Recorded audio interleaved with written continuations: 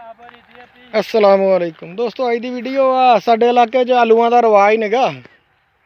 पिछले साल कणक दे मंदा होने की वजह तो इस साल साडे इलाके च भी तहसील सादकाबाद च भी बंदे आलू काश्त कर लग पे आ ते अज देखिया असी हमसाया साडा करन डया वा काश्त, ते मैं क्या चलो वीडियो बना के चाढ़दा, दोस्तां नाल वीडियो बना के शेयर करदा।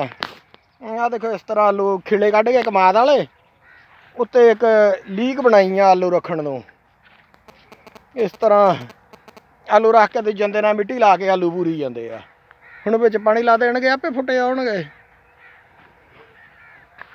आ देखो आ आलूआं दा भी अखां कड्ढियां, आ देखो वाह भाई अखां एक आलू ते।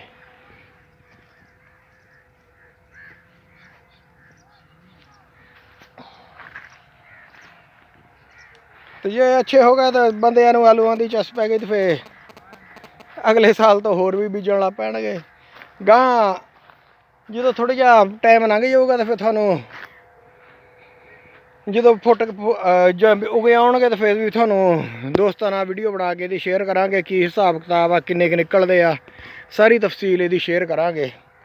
ये तहसील सादकाबाद आ, पंजाब सिंध दा बार्डर इलाका वा।